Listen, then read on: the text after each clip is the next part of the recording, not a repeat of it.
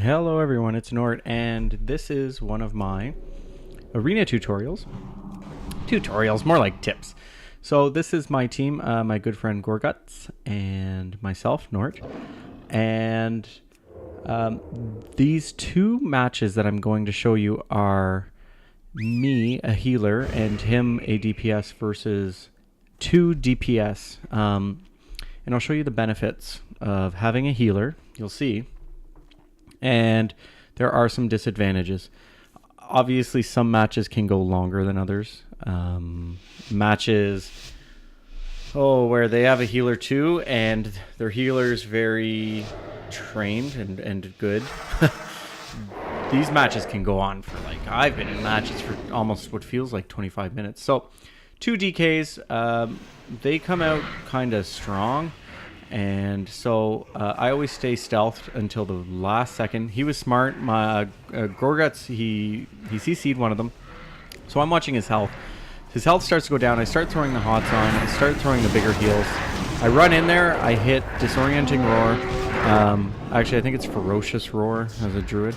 And it CCs both of them. I run out with Displacer Beast, and then I'm away from their melee because they're both melee.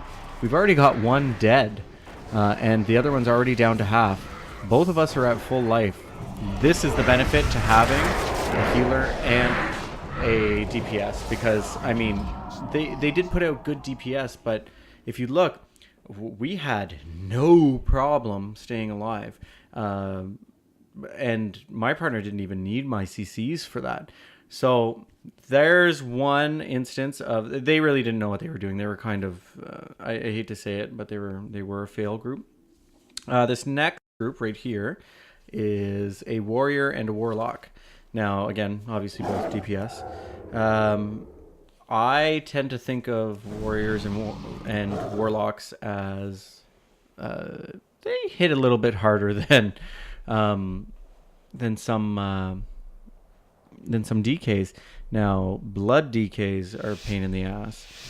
They are just simply they're really hard to kill. They heal themselves. It gets difficult. So we come up on these two. Now, typically you would think, okay, the warlock will be a little bit squishier for the hunter.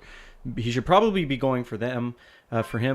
But you'll see how this plays out. Now, my Gorguts and myself, we have a pretty good relationship with arenas. He knows to stay out in the open, and as much as that's a disadvantage in one way, it's an advantage as a healer, because then I can do the hiding and I can always see him and I always know where he is. See there, I'm telling him to stay mid, just because it's easier for me to cut around corners quick and just pop that heal out on him. So because they're both DPS and because they're both heavy hitters, I make sure that my hots are up early. I cast Bark Skin on him. I think it's Iron Bark for when I'm casting on someone else. And I just make sure that he's well protected, because the moment they're CCing me quite well, and the moment I can't get to him for 5 seconds, he could be dead in that time. So I'm using the corner to my advantage here. I keep kind of poking behind it so that at least one of them can't see me. Right here, the warlock's kind of coming for me. He has a bunch of his pets out. So try to CC them. Use my Typhoon there, pushes them back, gets them away from me, stuns them a little.